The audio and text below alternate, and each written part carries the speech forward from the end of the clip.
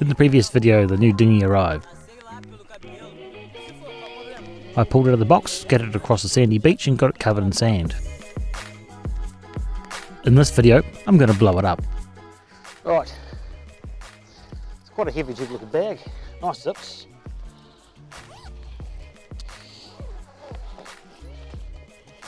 And here we have the boat itself. Let's get rid of this bag.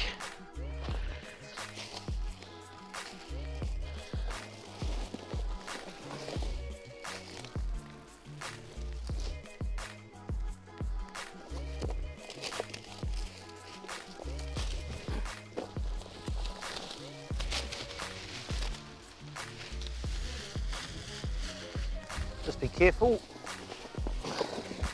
the plastic does not get away on you or you leave any behind on the beach. That would ruin some turtle's day. Right, at the back here we've got inlet valve, 3 psi. Ditto here. There's an air safety valve here.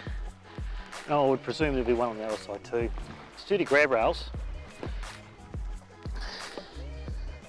These are very solid and reinforced, these mounts for the transom, the tube transom. Here's the lower and there's the upper. Strong D-rings.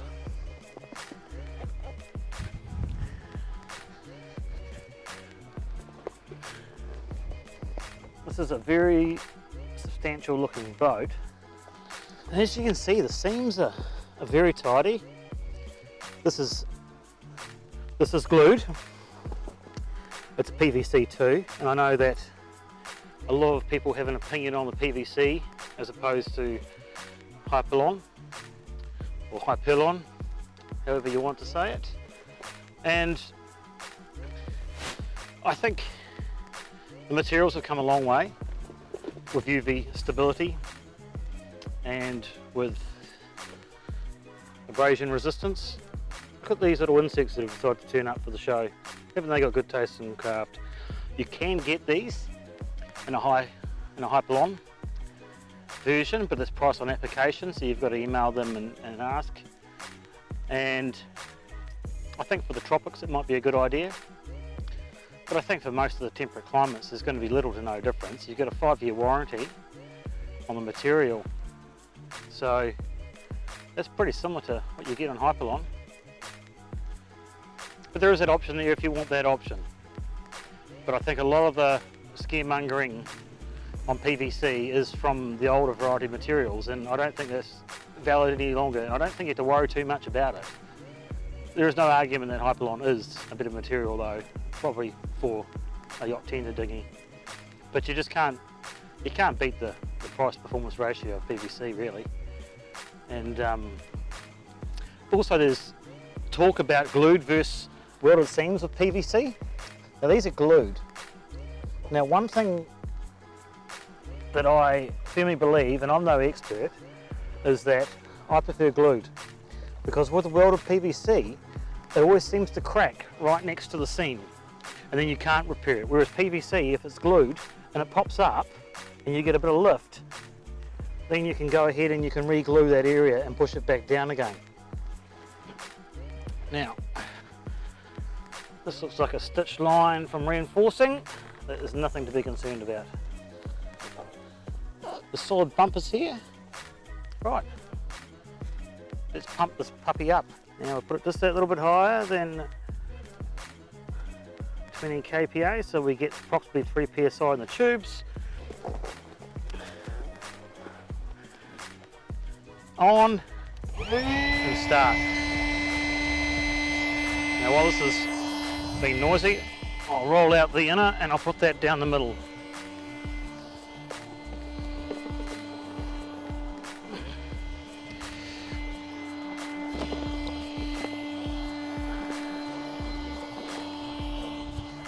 This is the quick one.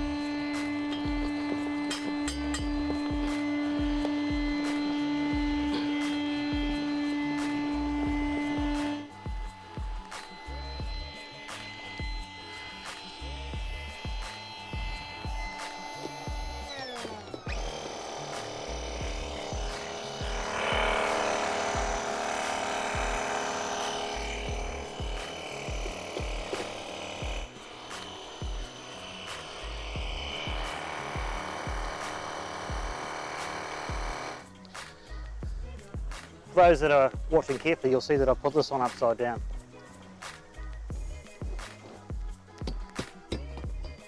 Right, job sorted. Bit of lubricant. Right, so there'll be this tab down this back which matches the forces of the outboard, which would be obvious, but this is my first time, so I bet you I'm not the only person that does it. Right, done. 65, I think my app said. I'll go and check it while it's at least pumping to that. But I'm pretty sure we can't go too far wrong from that.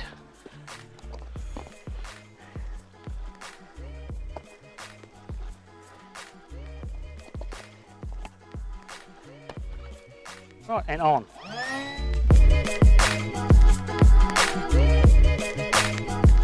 There's a Velcro here.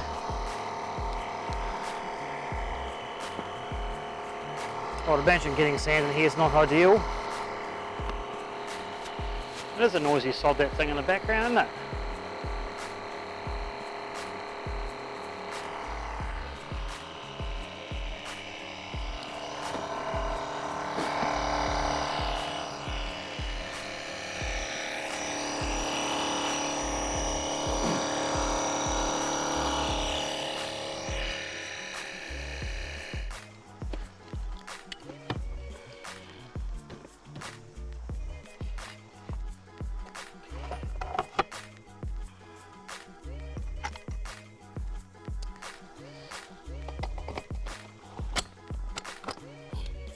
Here's a wheel clip, or if you wanted it in beach position, I would say that I've got these round the wrong way. There's a wheel clip, or in beach position where you have the wheel on the inside.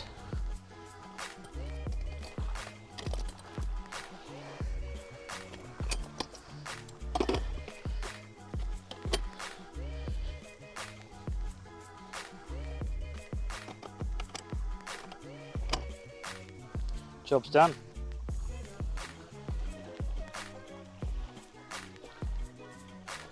Right, all the way through. Back into the second one, just like a motorcycle helmet. Right. And these are pulling this in tight onto the outside pontoons. It is feeling very, very rigid.